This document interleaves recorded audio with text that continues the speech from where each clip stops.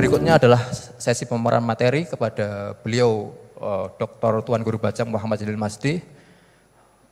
Kalau dari panitia Tuan Guru ini diberikan waktu sekitar 30 menit. Tapi monggo saya tidak ingin ngatur ulama, monggo jenengan untuk mengatur. Silahkan.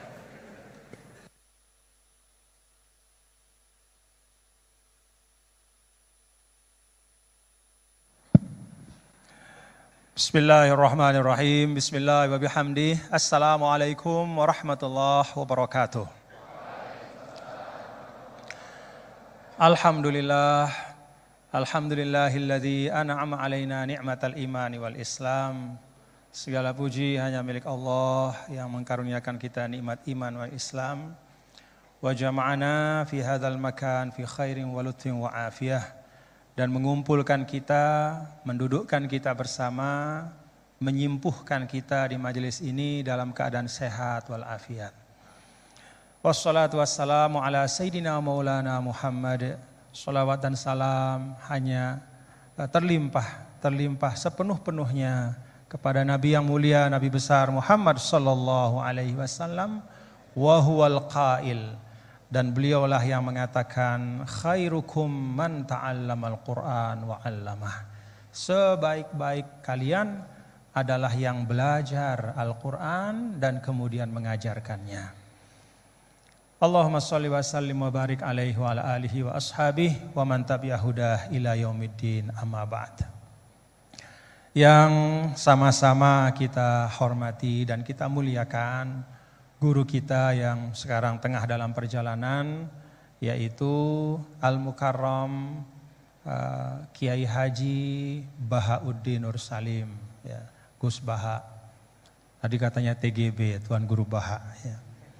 Ya, benar itu, pas ya. Alhamdulillah. Kita doakan mudah-mudahan beliau yang sedang dalam perjalanan bisa selamat, sehat sampai dan insya Allah berbagi ilmu dengan kita semua. Bapak Ketua Badan Wakaf yang saya hormati, Bapak Rektor, Bapak-bapak para pembantu Rektor, dan para cerdik cendikia yang ada di belakang saya yang tidak dapat saya sebutkan satu persatu, semua saya hormati, saya takzimi. Para hadirin dan hadirat sekalian, Bapak-bapak dan Ibu hadirin jamaah ngaji bareng pada pagi hari ini. Mudah-mudahan kita semua dirahmati Allah. Bapak Ibu, dulu seorang guru saya, Syekh Abdul Ghafur Mustafa almarhum. Beliau mengatakan bahwa risalah agama itu kalau diringkas dalam satu kalimat, Risalatul Islam adalah is'adul insan fid dharain. Jadi Islam itu datang adalah is'adul insan fid dharain, yaitu untuk membahagiakan manusia di dunia maupun di akhirat. Beliau mengatakan semua maqasidus syariah, termasuk tentu sumber utama kita berislam, yaitu Al-Quran. Dan juga hadis atau sunnah Rasulullah Sallallahu Alaihi Wasallam itu dihadirkan oleh Allah dalam ruang kehidupan ini. Al-Quran itu kan kalamullah yang qadim, ya. Kalamullah yang qadim itu bahkan yang melekat pada zat Allah. Tapi ya, kalamullah yang qadim yang melekat pada zatnya itu Allah bermurah untuk menghadirkannya ya, dalam wujud huruf-huruf, kata-kata, kalimat-kalimat yang kemudian menjadi sekumpulan ayat, lalu menjadi surah dan menjadi satu mushaf dalam 22 tahun lebih diturunkan kepada Rasul. Itu adalah untuk membahagiakan manusia. Ini perlu kita ingat. Perlu kita ingat karena memang terkadang ya, bahkan bukan hanya orang yang tidak suka pada agama yang mengatakan agama itu menyulitkan atau memberatkan. Bahkan pun kadang kita sebagai umat Islam tanpa sadar kita juga menghadirkan agama dalam bentuk yang menyulitkan. Karena itu Allah Subhanahu wa taala, Bapak-bapak Ibu kan di awal surah Toha ya. Bismillahirrahmanirrahim. Toha ma anzalna 'alaikal Qur'ana litashqa. Kami tidak turunkan Al-Quran ini untuk kemudian membuatmu itu kesulitan. Jadi Al-Quran ini bukan hendak memberatkan hidup kita, Bapak-bapak Ibu. Bahkan sebaliknya, Al-Quran itu dihadirkan oleh Allah is'adul insan, supaya kita bahagia, supaya kita senang. Maka kalau kita sebagai umat Islam hari ini atau kapanpun ya, merasa sumpek dengan keislaman kita, ya, merasa berat di dalam kita sebagai seorang muslim, maka itu sama sekali bukan salah agama. Itu sama sekali bukan salahnya Al-Quran. Tetapi itu adalah kekeliruan kita di dalam beragama. Ulama mengatakan ada beragama yang keliru yang namanya at-tadayyun al-ma'kus. Beragama tetapi terbalik-balik. Yang dipentingkan oleh agama itu ditinggalkan. Yang enggak terlalu penting justru yang dibahas habis-habisan. Bahkan yang memudaratkan, ya, yang sama sekali tidak disinggung oleh Al-Quran, itu justru yang dijadikan topik bahasan. Sampai bahkan memenuhi ruang publik. Sedangkan pesan-pesan yang penting dari Al-Quran, itu ada hal-hal yang membuat kita sumpek di dalam beragama. Ya. Kalau ketika kita mendekat kepada agama itu kok rasanya semakin berat gitu ya. Mungkin ya karena keberagamaan kita itu yang disebut oleh para ulama at-tadayyunul ma'kus. Jadi beragama cuman kebalik-balik gitu. Yang penting ditinggalkan, yang enggak penting yang dibahas habis-habisan. Nah, saya pikir dari beliau, dari guru kita nanti kita akan simak ya ngaji bareng. Karena Gus, saya terus terang nggak ngerti ya ngaji bareng ini awalnya konsepnya kayak apa. Makanya di mobil tadi saya tanya, ini maksudnya masing-masing ngomong aja gitu atau kayak gimana?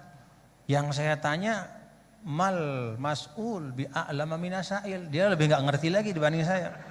Dia tengok-tengok gitu, terus dia bilang pokoknya ini katanya terserah nanti Gus Baha mau kayak gimana aja. Oh ya sudah.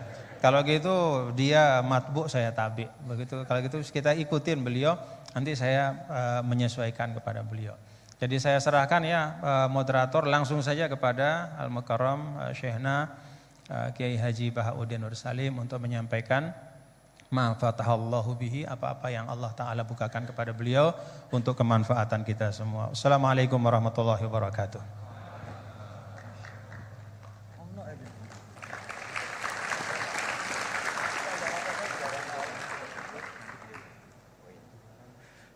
Baik, karena ada perubahan di tengah-tengah gitu kan. Baiklah, kami berikan waktu tadi Gus, sempat kami singgung bahwasanya di sini ada 2 TGB, Tuan Guru Bajang dan Tuan Guru Bahak gitu kan. Nah, nanti kalau Tuan Guru Jalul Masjid sempat menyinggung tentang orang-orang yang sumpek, saya kira di sini banyak orang sumpek gitu kan.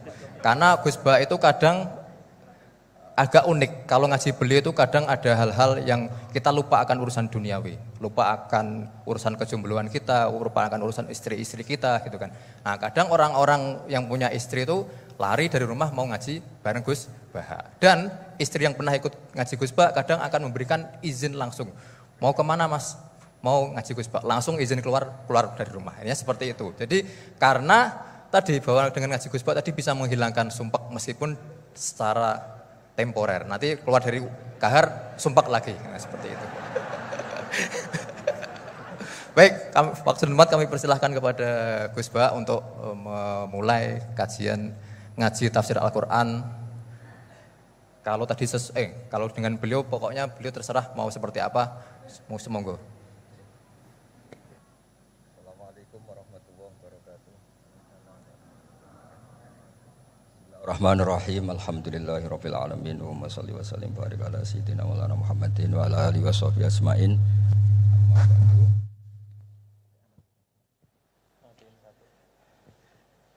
Alhamdulillah di ngaji bareng juga nggak ngerti polanya juga. Ya, yang terhormat nih wonten Bapak Rektor, wonten Mas Zainul Masdi, wonten Ketua Badan Wakaf Mas Warsono Muhammad sedanten saya hormati. Ini katanya untuk bahagia. Jadi saking pentingnya untuk bahagia itu sampai Allah itu kadang ngendikan hal yang nggak penting, tapi menjadi penting karena untuk bahagia. Jadi kalau Allah tanya Nabi Musa ketika ketemu dipanggil itu, wa ma tilka biyaminika ya Musa, yang kamu bawa itu apa? Padahal ketika dipanggil itu kagetnya bukan main. Misalnya pegawai UI dipanggil rektor itu kagetnya bukan main. Bawaannya rektor itu mesti nyalahkan. Mesti pikirannya orang itu mesti ketua badan wakaf ya sama. Mesti mau negur atau apalah. Nah, bawaan orang dipanggil atasan itu grogi, maka Allah ngendikan yang rileks. Kamu bawa apa gitu. Yang kamu pegang tangan kanan kamu itu apa? Masa Allah tanya sekedar gitu kan karuan. Wong kita manusia aja tahu yang dibawa Musa itu apa tong? Kok Allah malah tanya? Banyak analis, banyak mufassir, banyak ahli hakikat yang berpendapat Allah itu menghilangkan groginya Nabi Musa. Sehingga tanya yang ringan. Jadi saya mohon ini pimpinan di sini juga kalau tanya anak buah yang ringan-ringan. Wes sarapan. Jadi kalau sok-sokan disiplin itu bukan sunnatullah, saya jamin itu. Apalagi tanya saya, kenapa Gus terlambat? Mulai saya pulang gitu.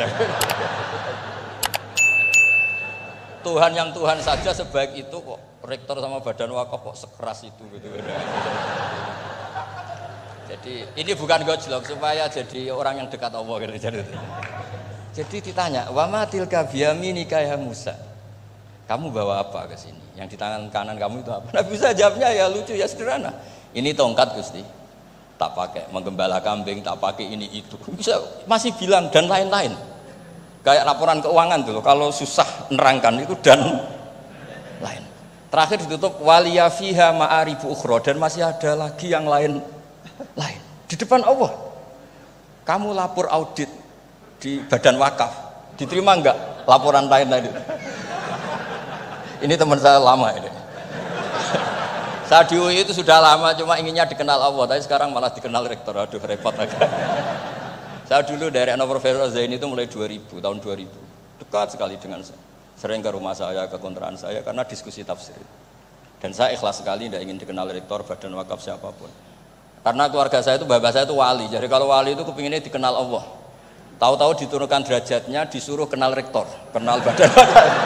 Jadi ini ada pemakhlukan. Ya ada pemakhlukan. Turun dulu baru naik. Ya. Jadi saya artinya gini, saya di sini itu sohibul bed. Jadi tadi Mas Majdi itu keliru kalau nanti saya ngisi. Saya ini sohibul bed, nanti yang ngisi ini. Maksudnya seperti itu maksudnya. Jadi, karena tuan rumahnya saya Pak Warsono. Ya, ini tamu ya. Tapi ternyata pemakhlukan itu penting. Di dalam ilmu tafsir diantaranya itu dikenal namanya tanazzulatul maula. Allah itu menurunkan martabatnya. Allah sebagai Tuhan tentu tidak pernah menghutang kita, tidak pernah merasa dikasih karena semuanya itu milik Allah. Tapi Allah untuk memotivasi orang amal itu ngendikan Allah mangzalladzi yuqridu waha qardan hasana. Siapa yang mau menghutangi saya? Allah itu tentu tidak butuh hutang kita karena kan semua milik kita itu milik Allah. Tapi supaya orang termotivasi amal, merasa superior, merasa heroik, saya mau menghutangi Allah, saya mau menolong Allah. Padahal Allah huwan nasir, Allah ni'mal maula wa ni'man nasir. Tapi Allah mengistilahkan dirinya intan suruwaha, jika kalian menolong Allah. Wahal yahtaju ilan nasri, tentu tidak, Allah tidak butuh pertolongan kita. Tapi itu tanazzulan. Allah yang Tuhan saja menurunkan derajatnya untuk komunikasi dengan manusia. Artinya kalau saya makomnya sudah fana kenal Allah, saya juga ikhlas turun derajat kenal rektor gitu. Jadi itu insya Allah tidak masalah. Gitu. Ben sampean pernah dengar ilmu hakikat memang gitu. Jadi saya ini memang sudah sering cerita ke Pak Fajar, Pak Sadeli, Pak Junaid. Saya ini sudah daftar ingin jadi resi lah. Saya sudah nggak pernah keluar-keluar. Saya di rumah ngaji. Tapi ngaji kalau ngaji terus ya. Saya belum pernah nggak ngaji. Satu hari minimal ngaji 4 kali. Ngaji fikih yang saya sering itu fikih karena Mbah Bahasa memang ahli usul fikih.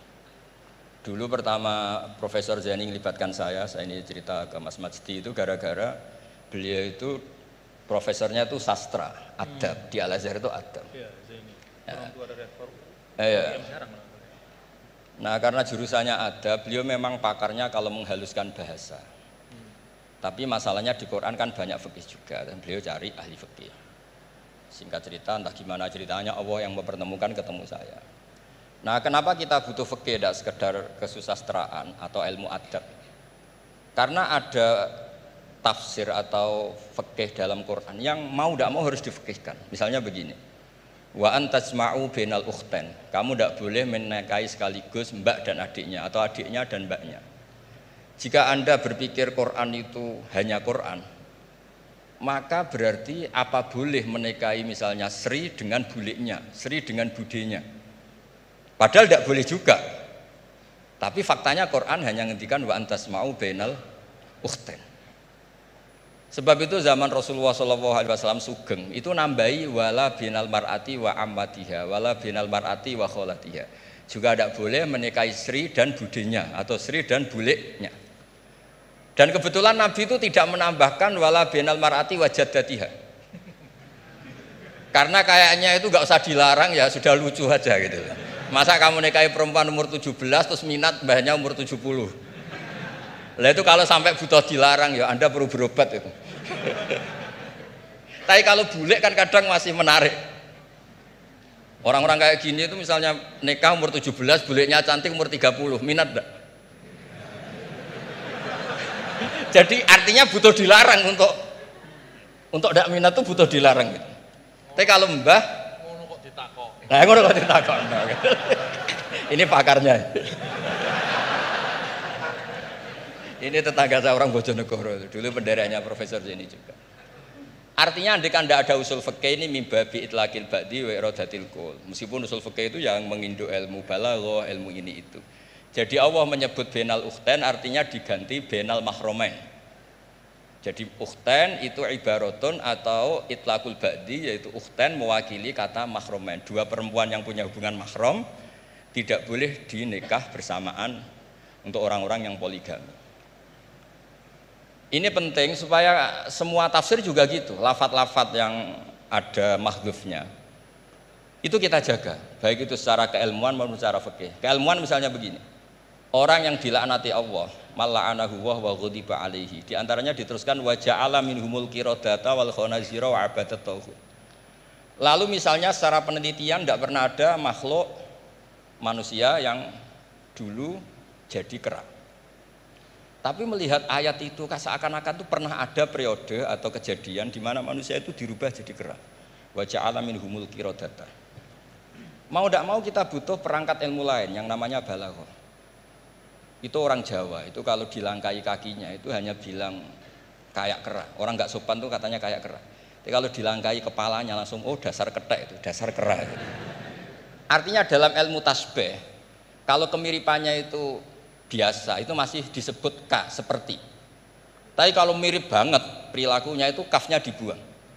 Sehingga orang yang tuli banget terhadap kebenaran Allah bilang summum bukmun umyun.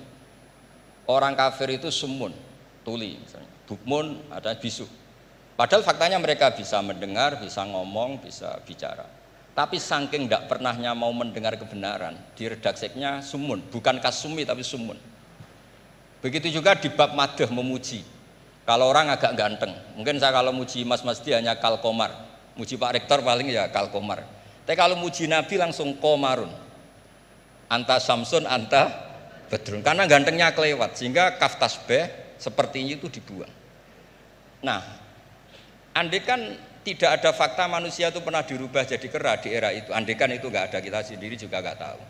Kita masih bisa menganalisis dengan teori balaghah tadi. Wa ja'ala minhumul qiradata kal qiradah. Mereka atau mislal qirodah, mereka dijadikan Allah laksana kera, tidak berakhlak, tidak beretika, tidak bermoral.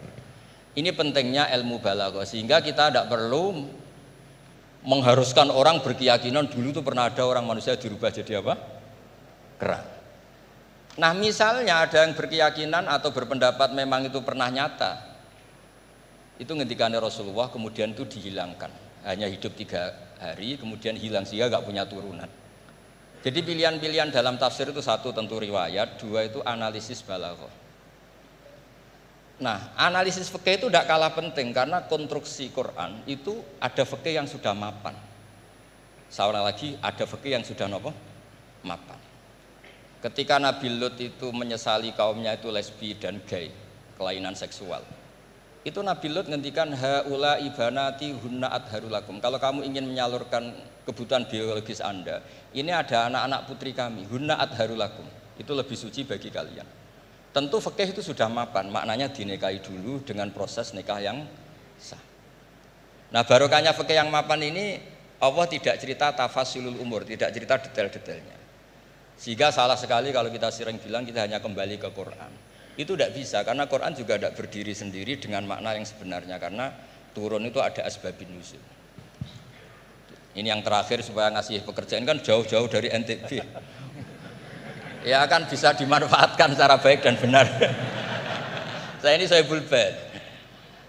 Nah, enggak ini bukan guyon tapi memang betul harus begitu memang.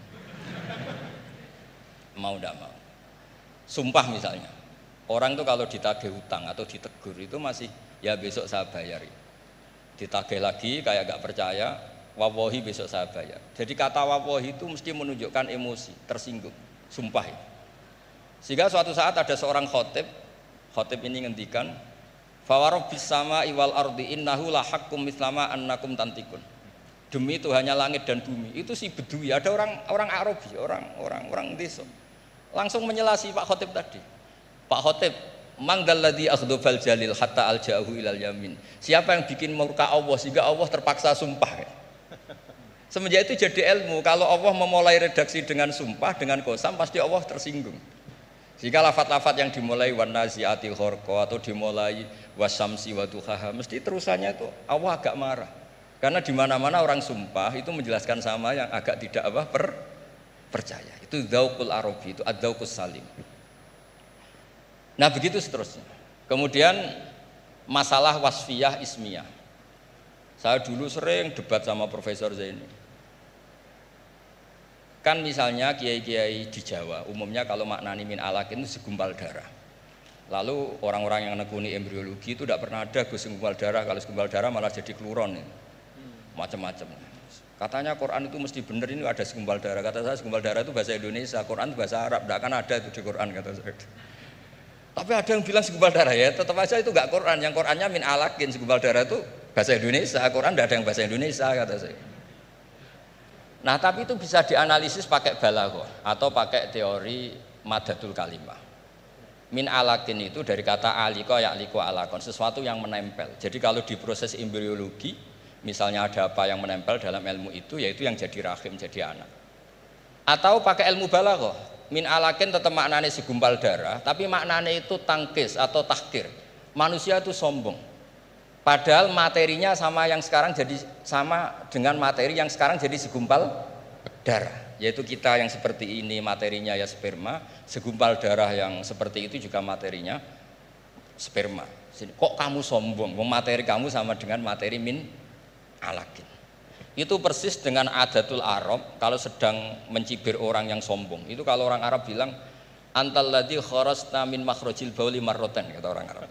Kamu adalah manusia yang keluar dari jalannya kencing 2 kali. Keluar dari penis lelaki ya lewat jalur kencing, keluar dari ibunya juga lewat jalur kencing. Supaya orang enggak sombong itu orang Arab bilang antal ladzi kharajta min makhrajil bauli marratan. Nah, min alakin itu dalam konteks itu karena begitu angkuhnya Abu Jahal, begitu angkuhnya kafir-kafir Quraisy, sampai diingatkan Allah ulang, kamu ini materinya min alakin, sejenis itu mbok yo jangan yatuho. Buktinya terusannya ayat kalla innal insana lihat kok manusia itu sungguh angkuh. Ya niki pun deal ya, jenengan harus sepakat saya ini Sohibul Bait sama Pak Warsono sama Pak Rektor, ini tamu yang diundang untuk ceramah tafsir. Kalau ndak berarti asawaha wa rasulah. Nggih monggo Mas di sini. Pun sing suwi. Terima kasih Gus. Jadi nanti kita balikin lagi ke Gus Baha ya. Tapi Gus, jadi begini, tadi beliau menyampaikan kan beliau ini min sulalatil aulia ya. Jadi kakek beliau itu adalah para aulia.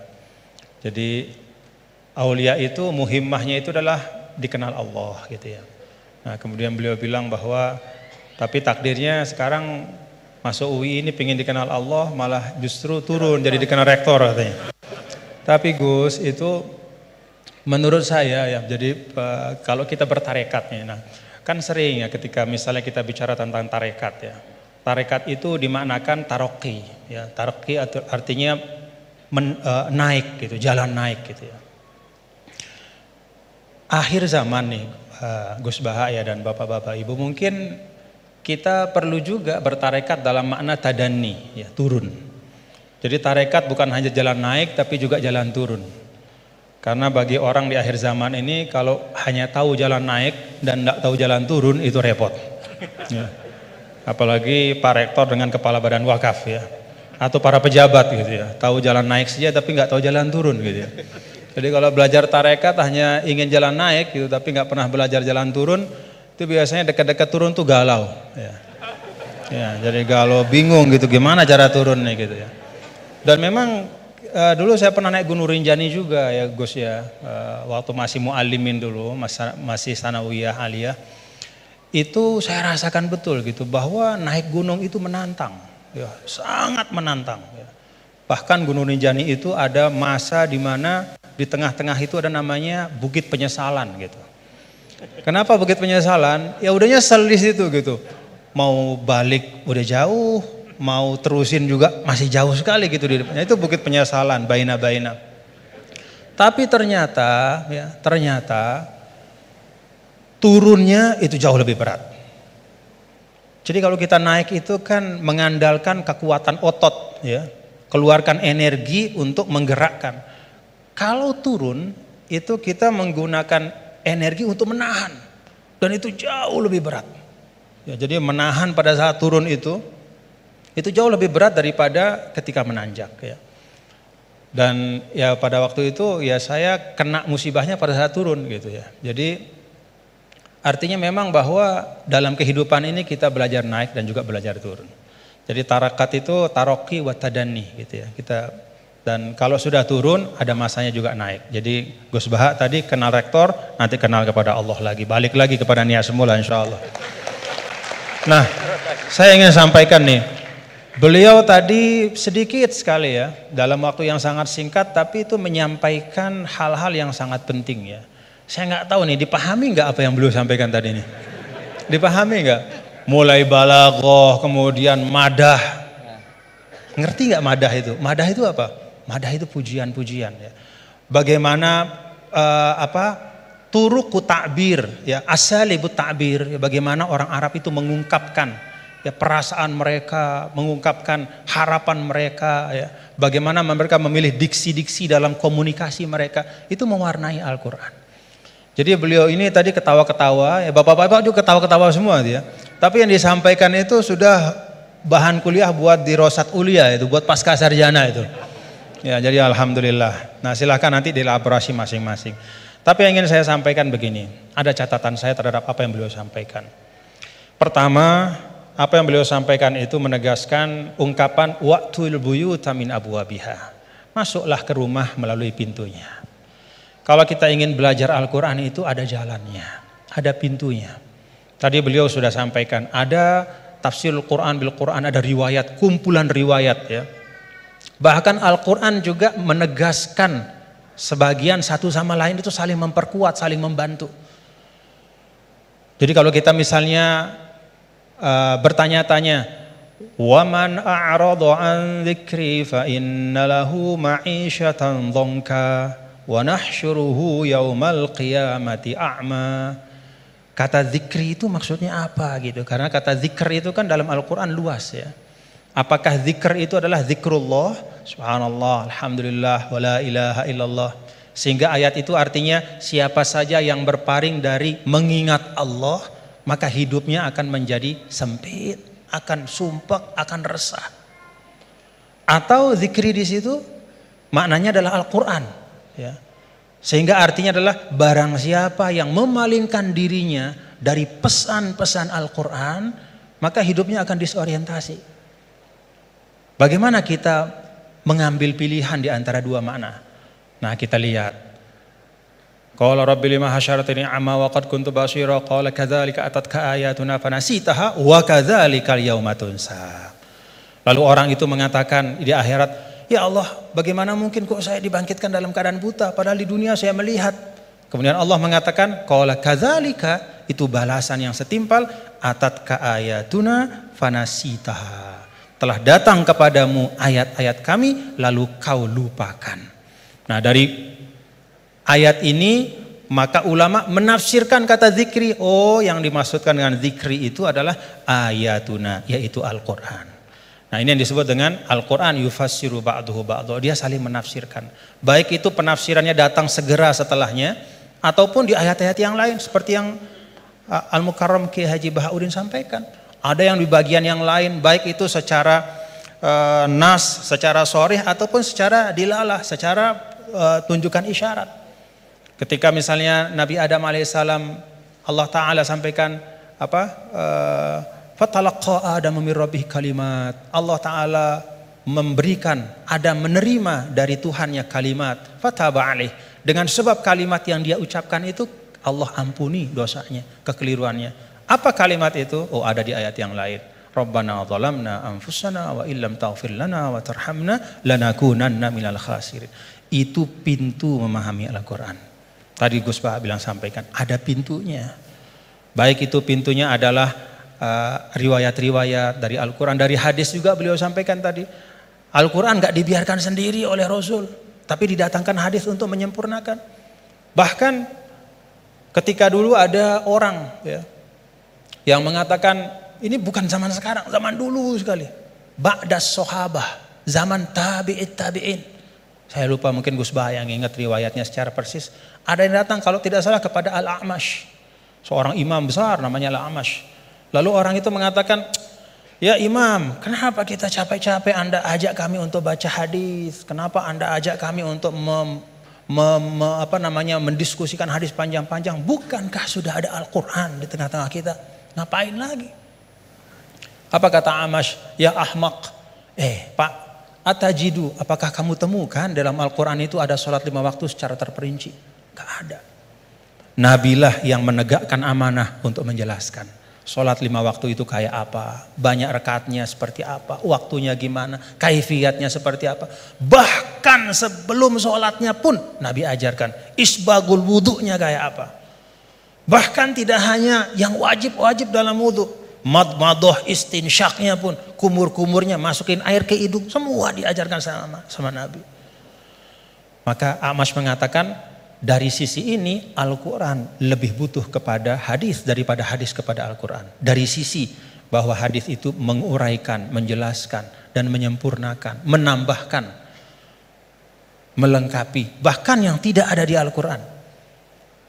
Nah, itu pintu memahami Al-Quran. Karena itu tidak boleh dan tidak ada istilahnya namanya ahlul Quran dalam makna bahwa hanya mau Quran saja, nggak mau tahu apa kata hadis.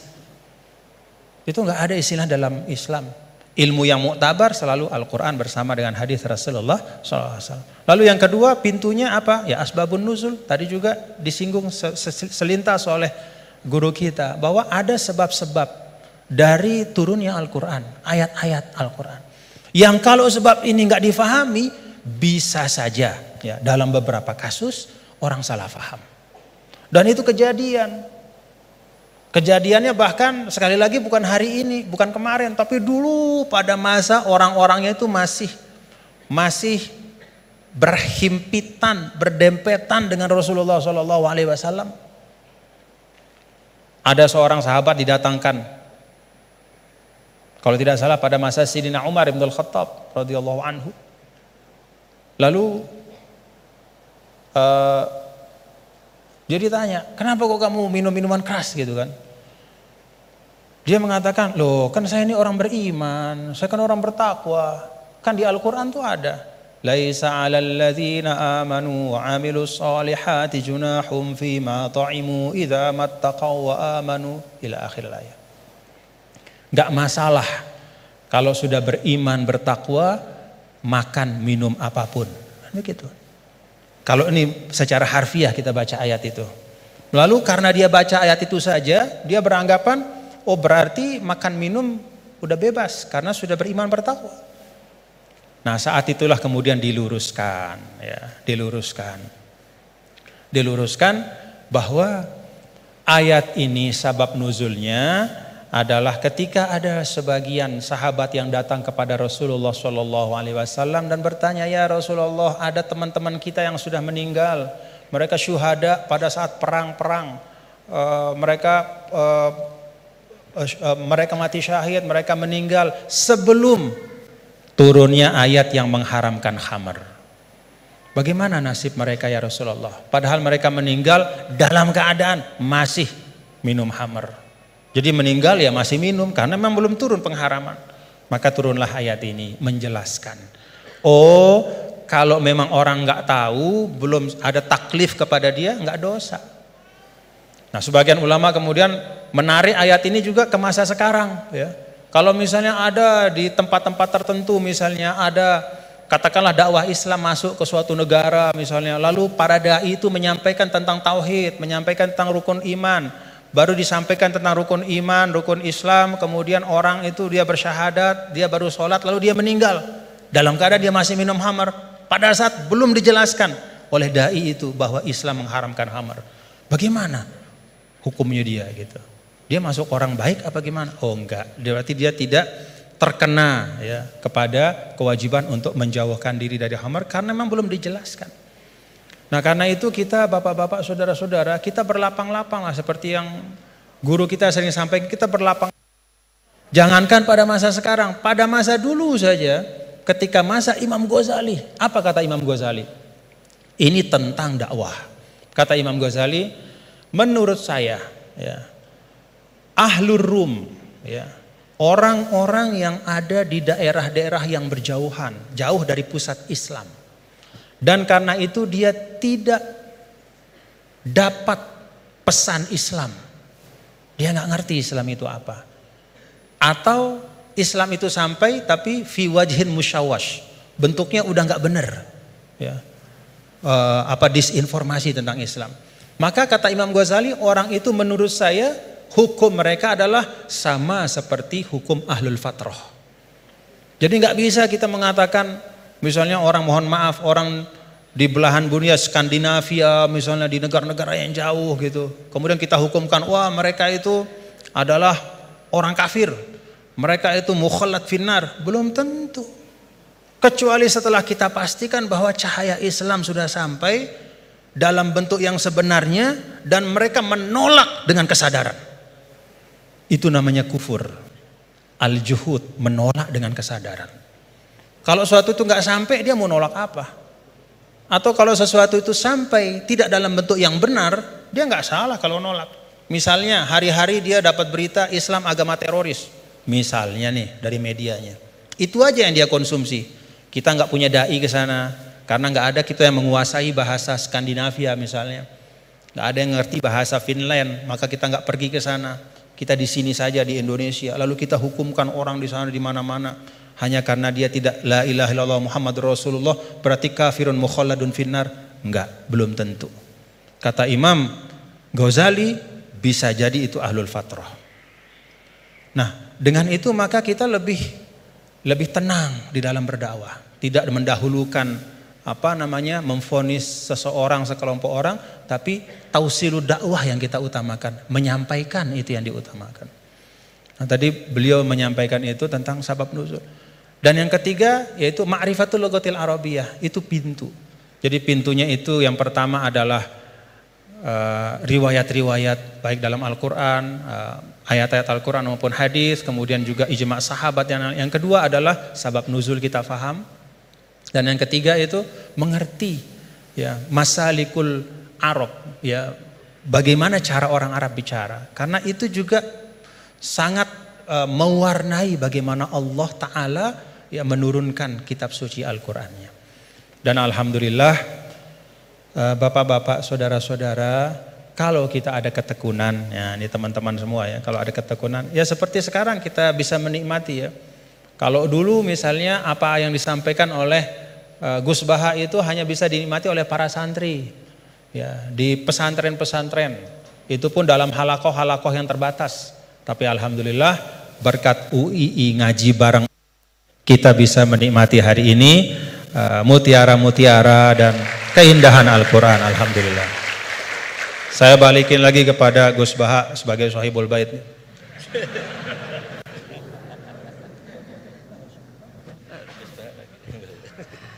Bismillahirrahmanirrahim. Meneruskan konstruksi ayat ya. Misalnya begini, Anda jangan langsung menyalahkan Nabi Adam. Saya ini sering kampanye untuk membela Nabi Adam. Karena banyak kiai yang cerita Nabi Adam itu salah melulu. Nanti kan kita di surga kan nggak perlu ngajukan kredit, nggak perlu punya istri cantik yang minta ke mall. Karena kelebihannya bidadari itu cantik, nggak minta belanja. Sudah gitu di madu juga nggak protes. Tapi kalau di dunia itu sudah minta belanja, di madu protes. Nah, jadi tapi kenapa Nabi Adam akhirnya keluar dari surga dan kita menyalahkan hanya demi kepentingan supaya tadi punya istri cantik, tidak minta uang apa? Belanja dan boleh dipoligami mau maksudnya. Di konstruksi ayat itu tidak ditampakkan, tapi semua ahli tafsir tahu. Misalnya fadallahuma bihurur. Setan menipu Adam dan Hawa dengan curang. Hurur itu nipu. Jadi kalau ngaji nipu itu mulai dulu itu ya gurunya setan itu. Jadi Nabi Adam itu di surga dengan penuh limpahan anugerah. Buah apa saja ada, makanan apa saja ada, enggak bayar. Tempat mewah lek juga enggak bayar. Kalau Anda di hotel lek sedikit aja bayarnya minta ampun. Akhirnya setan itu pura-pura nangis. Nangis terseduh-seduh. Akhirnya Nabi Adam menghampiri. Kenapa kamu nangis? Saya ini iba sama kamu, kasihan. Nikmat yang begini nikmat, pada akhirnya Anda ini mati. Karena Anda manusia, pasti mati. Kasihan sudah senikmat ini kemudian Anda mati. Pura-pura nangis, jadi lama ya nangis, acting itu. Akhirnya Nabi Adam tanya, lalu solusinya gimana?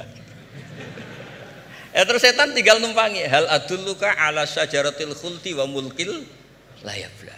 Kamu mau tak kasih vitamin, makan pohon khuldi. Nanti kalau kamu makan itu terus abadi. Jadi terus setan, Nabi Adam mulai ragu, tapi Allah melarang saya makan pohon khuldi itu, syajaratul khuldi itu. Kamu tidak usah cari tafsirnya, itu anggur, apa ketela, apa duren, itu namanya orang kurang penggawean itu. Itu gak penting. Ketika Allah tidak jelaskan detail itu berarti detailnya itu tidak penting. Kamu sok penting nyari itu apa itu. Allah saja tidak menjelaskan, kok kamu yang manusia mau menjelaskan. Akhirnya Nabi Adam tanya, apa betul Allah itu melarang saya makan itu? Terus Allah cerita, wa qasamahuma inni lakuma laminan nasihin. Terus setan itu cerita, demi Allah saya tahu info terbaru bahwa sekarang nggak apa-apa. Jadi hukum terbaru itu. Singkat cerita Nabi Adam makan. Ketika makan, berarti setan salah karena menipu Nabi Adam, Adam salah karena makan pohon khuldi tadi. Apa yang terjadi? Allah manggil Nabi Adam. Adam, kenapa kamu makan itu? Bukankah pohon-pohon yang lain, buah-buah yang lain itu cukup? Kenapa kamu makan yang saya larang itu? Terus jawab Nabi Adam ini yang unik, yang kita harus bela Nabi Adam ila yaumil qiyamah. Wa izzatika ya Rabbi ma adzunnu anna ahadan yahlifu bika kadziban. Demi kehormatanmu ya Allah, ketika engkau disebut oleh setan, saya tidak pernah mengira ada orang berani mencatut nama engkau kemudian dia bohong. Loh, ini contohnya Pak Fajar ini. Sama temannya yang paling sering bohong itu dia nggak percaya, tapi meskipun sering bohong kalau dipanggil Pak Rektor, ngecek ulang apa enggak? Kalau kalimatnya dipanggil Pak Rektor, pasti nggak ngecek ulang. Meskipun teman yang sering bohong pasti langsung nyari Pak Rektor.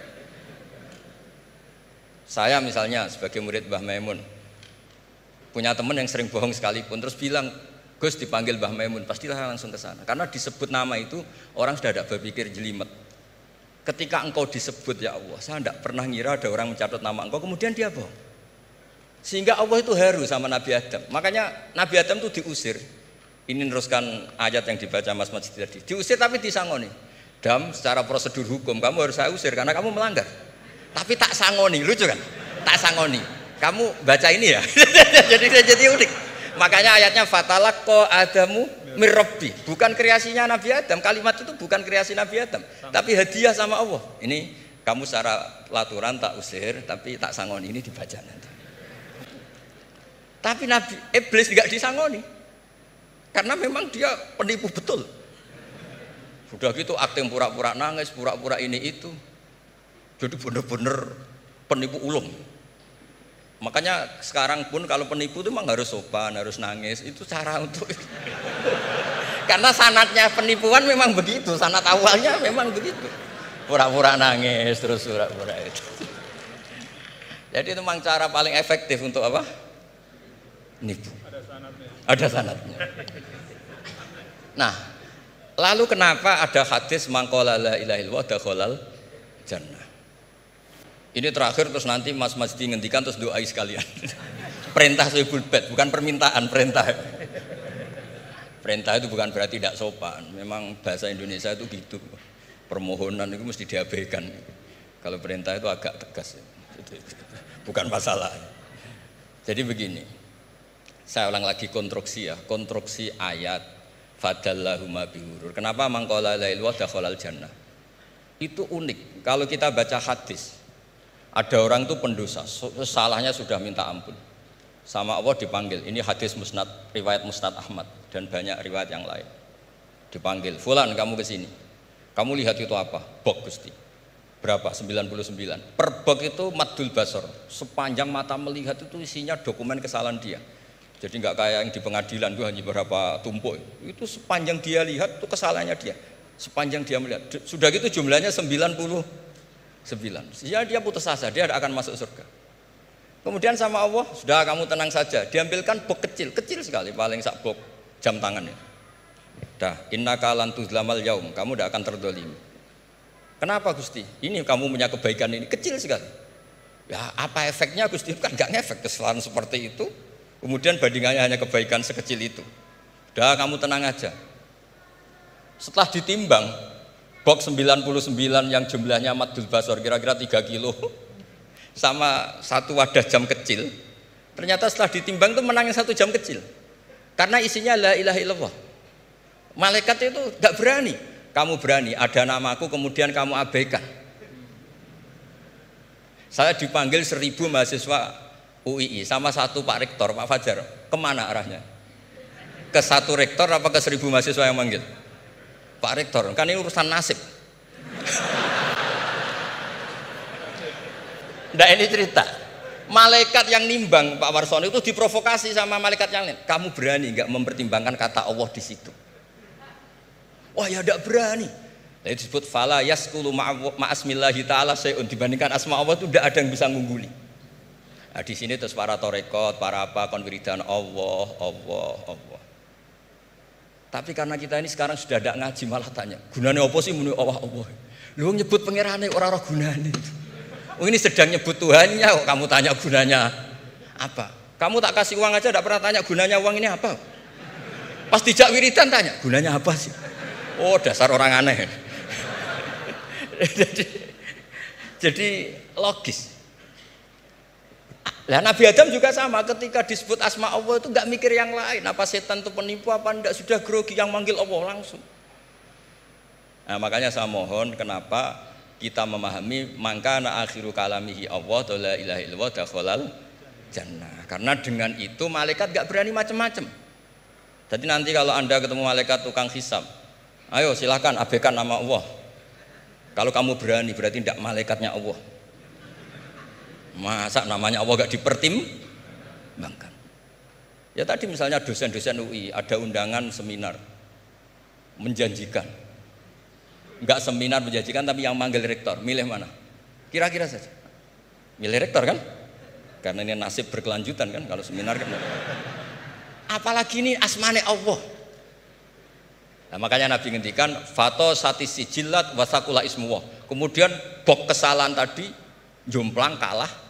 Kemudian yang menang hanya asmanya Allah Subhanahu wa ta'ala. Makanya terus disebut, sudah Nabi ketika tanya amal apa paling baik ya Rasulullah, gini zikrullah fisirri wal alan gini-gini. Dan kamu mati dan kamu hidup walisanuka tarbun, kamu harus selalu ingat Allah Ta'ala. Lah dene saya sekarang itu sudah biasa ingat Allah terus disuruh ingat rektor, ya muga-muga itu tugas dari Allah juga. Saya tidak tahu apa benar apa tidak tahu. Tapi yang jelas saya tidak jenis orang yang apa ya, terus nganggep apa dunia penting betul. Tapi ya penting lah gue sanggup mati. Tapi yang jelas supaya sampean ngerti mazhab saya, karena ini ngaji dan saya punya niat baik, maka saya ungkapkan cara berpikir saya. Jadi sampean tidak usah kaget. Mungkin namanya kan mengabaikan kesalahan, cara berpikir enggak gitu. Kita punya riwayat shahihah bahwa ketika malaikat mengabaikan semua kesalahan ini karena enggak berani memperbandingkan asmane Allah dengan yang lain. Makanya disebut di akhir hadis fala yaskulu ma asmillahi ta'ala. Ketika sudah nyebut Allah harus dianggap selesai. Enggak boleh habis nyebut Allah mau mati kredit, enggak boleh. BPKB di bank ini enggak boleh. Nanti akhir hayatnya bilang BPKB, bukan Allah. Enggak harus kata Allah itu mengunci. Disebut akhiru kalami. Lah kalau sampean tanya, kenapa itu menjadi penting? Karena tadi malaikat tidak akan memperbandingkan Allah dengan yang lainnya.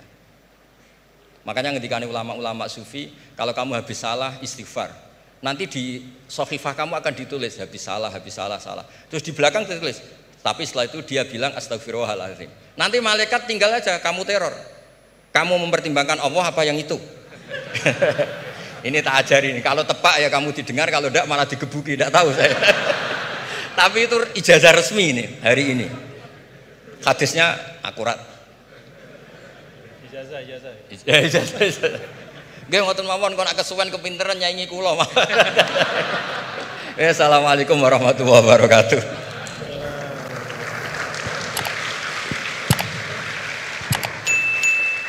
Terima kasih karena saya diminta untuk mengakhiri, ya saya ingin menyampaikan dua hal saja. Pertama, saya garis bawahi yang beliau sampaikan baru, bahwa kalau Allah tidak berepot-repot ya dan tidak mendetil-detilkan sesuatu, ya berarti itu tidak terlalu perlulah ya. Jadi jangan kita sok merepot-repotkan diri ya mendetil-detilkan sesuatu yang Allah Ta'ala justru tidak detilkan. Nah artinya apa? Ya memang letakkan sesuatu pada tempatnya, dan itu menurut saya juga yang sering beliau sampaikan ya, bahwa dengan meletakkan sesuatu pada tempatnya itulah menjadi asas kebahagiaan. Ya, jadi kalau kita tahu menempatkan sesuatu pada tempatnya, ya kita akan lapang-lapang saja ya, menyikapi nikmat, musibah dan segala macam. Nah, kalau kita lihat nih, pertanyaannya apa sih yang dipentingkan oleh Allah dalam Al-Quran? Ya, kalau kita lihat, ya tentu Allah Ta'ala yang maha tahu apa-apa yang paling penting, yang paling utama, ya pokok-pokok akidah, kemudian pokok-pokok ritual ibadah. Tapi kalau kita menggunakan pendekatan kuantitatif ya, salah satu yang sangat dipentingkan oleh Allah dalam Al-Quran adalah ranah muamalah. Jadi ranah muamalah itu luar biasa dipentingkan oleh Allah dalam Al-Quran. Ya kalau kita lihat misalnya dari sisi panjang pendeknya ayat saja, 282 Al-Baqarah itu ayat paling panjang dalam Al-Quran adalah tentang transaksi hutang piutang. Ya, itu muamalah. Dan salah kalau kita misalnya menanggapi atau mempersepsi bahwa urusan utang piutang itu urusan dunia belaka. Enggak. Ya buktinya Gus Bahak tadi nyampaikan beberapa hal tentang utang piutang dalam mengaji barang ini. Berarti sesuatu yang penting. Nah dalam ayat itu juga disampaikan, di akhir ayat tentang hutang piutang itu apa? Wattaqullah wa yu'allimukumullah. Wattaqullah wa yu'allimukumullah. Jadi bahwa muamalahmu, transaksi keuanganmu, hutang piutangmu, hal ihwal tentang keuangan itu menyangkut takwa juga gitu. Itu menyangkut takwa juga.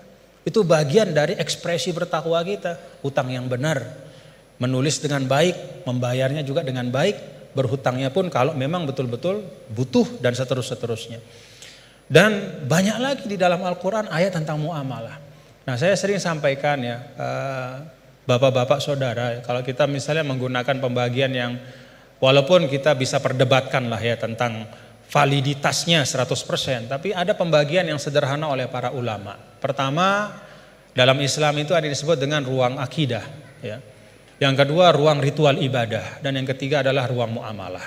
Semuanya itu tentu dalam makna semuanya hidup adalah ibadah, tapi kalau dibagi ruang akidah itu terkait dengan rukun-rukun iman kita, keyakinan-keyakinan pokok. Itu sifatnya tauqifi, enggak boleh dikreasikan. Jadi apa yang Allah Ta'ala sampaikan, yang berikan, ya seperti tadi disangoni Nabi Adam, fatalaqa Adam bil kalimatin fataba alaih. Ya Rabbana zolamna, ya itu sudah sangon dari Allah. Ya iman itu ya kayak begitu.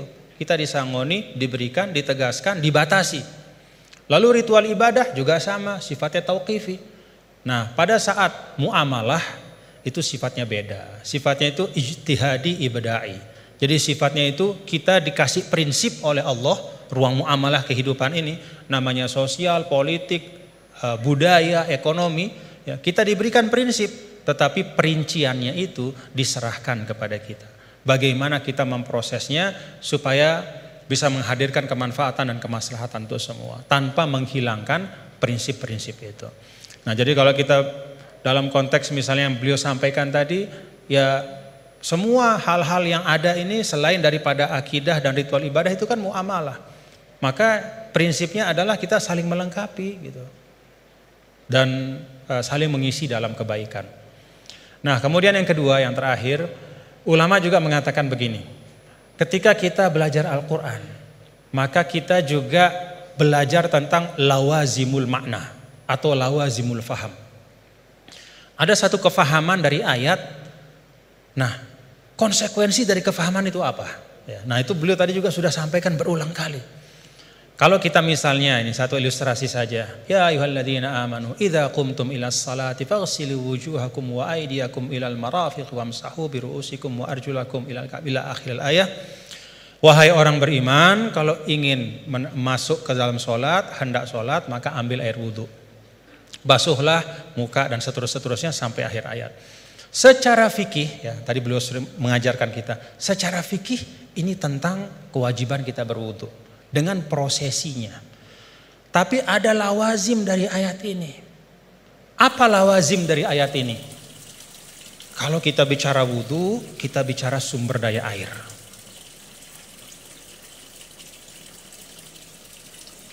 Kita bicara tentang wudu, kita bicara tentang ekosistem kehidupan. Gak ada wudu tanpa air. Kalau wudu tanpa air tayamum namanya. Gak ada wudu tanpa air. Maka apa arti lawazim dari ayat ini? Jaga sumber daya air itu. Kalau dalam konteks misalnya pasal 33 Undang-Undang Dasar 1945, apa kata sumber daya alam dan semua yang menyangkut hajat hidup orang banyak dikuasai oleh negara, itu juga bagian dari lawazim makna ayat ini. Dalam arti apa? Negara, kita semua secara kolektif, ayo kita jaga sumber daya air, tidak boleh dimiliki hanya oleh sekelompok kecil saja sehingga orang kesulitan untuk memanfaatkannya. Dan pada ujungnya jangan-jangan nanti bisa orang kesulitan untuk menegakkan sholat karena nggak bisa wudhu, karena sumber daya air itu dikooptasi oleh kelompok tertentu misalnya. Itu lawazimul ayat. Ketika Allah Ta'ala misalnya, ya ayyuhalladzina amanu idza nudiya lis-salati min yaumil jumu'ati fas'au ila dzikrillah wa dzarul bai'. Wahai orang-orang beriman, kalau udah waktunya Jumatan itu maka segera datang ke masjid, tinggalkan perdagangan. Apa lawazim dari ayat ini? Kata para ulama, lawazim dari ayat ini adalah ya bahwa Allah tidak akan bicara tentang perdagangan. Allah tidak berbicara tentang sesuatu yang penting ya, yang bisa mengalihkan ya, seseorang dari ibadah. Ya, kan di sini diletakkan orang kalau terlalu cinta berdagang, ya, maka dia nggak mau ninggalin bisnisnya untuk sholat gitu. Karena time is money. Bagi dia 5 menit ketika sholat itu kalau udah transaksi entah berapa duit misalnya gitu.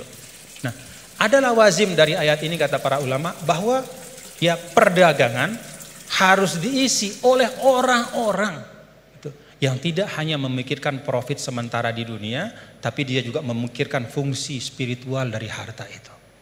Siapa itu? Ya orang beriman. Dengan kata lain ya orang Islam disuruh untuk aktif dalam berdagang. Karena ketika perdagangan itu diisi oleh orang-orang yang tidak punya pandangan lebih dari dunia, kalau kata orang Sasak enggak-enggaknya cuman dia pandang dunia saja, ya dia tidak akan mungkin bisa menunaikan pesan ayat ini. Jadi ayat ini bisa ditunaikan pesannya adalah oleh orang-orang yang ketika dia hidup di dunia beraktivitas di ekonomi, ya, membangun kapital, membangun bisnis, tapi pada saat yang sama dia juga meletakkan itu semua menjadi bagian dari ibadahnya kepada Allah. Jadi ayatnya tentang ibadah sholat Jumat Tapi pesannya di sana adalah isi ruang bisnis itu, ikhtiarkan supaya ruang-ruang ekonomi itu terisi oleh orang-orang yang ngerti bahwa dunia ini adalah jalan untuk mencari kebahagiaan yang lebih hakiki, itu di sisi Allah Ta'ala.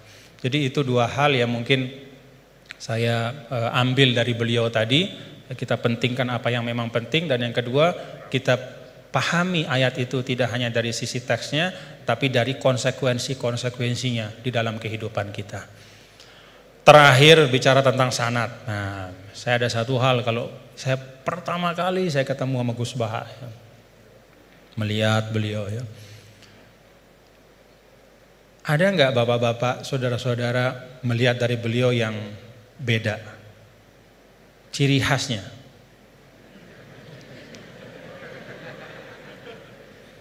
Ciri khasnya beliau itu gini. Tapi hari ini ikroman li rektor, jadi rambut nggak kelihatan beliau. Nah, karena beliau ini adalah keturunan dari aulia, dari Lasem, ya, dan salah seorang dari masyayikh di Lasem itu adalah sahabat dari kakek kami dulu, Mbah Maksum Lasem. Ya, beliau bersahabat dengan Nini Da Maulana Syekh Tuan Guru Kiai Haji Muhammad Zainuddin Abdul Majid. Itu biasanya perilaku Lasem itu ada sanatnya, gitu ya.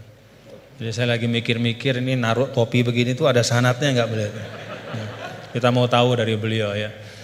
Ala kulli hal, bapak-bapak saudara, terima kasih Gus atas ilmu-ilmunya dan silaturahim kita pada pagi hari ini.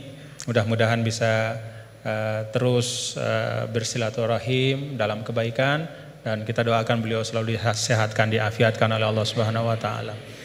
Ya, cara gampang buat kita mendoakan diri kita itu doain orang lain, ya. Itu resep yang paling gampang. Jadi kalau kita doain diri kita ini kan belum tentu terkabul. Tapi kalau kita doakan orang, malaikat yang mengaminkan doa kita dan mengatakan untukmu seperti yang kau doakan. Jadi kalau resep supaya dapat sesuatu, doakan orang lain dengan sesuatu itu. Kita doakan mudah-mudahan Gus Baha sehat walafiat dan kita semua diberkahi Allah Ta'ala. Wallahul muwaffiq wal hadi ila sabilir rasyad wa huwal muwaffiq ila aqwamit thariq. Lunas maaf apabila banyak khilafan, kekeliruan. Assalamualaikum warahmatullahi wabarakatuh.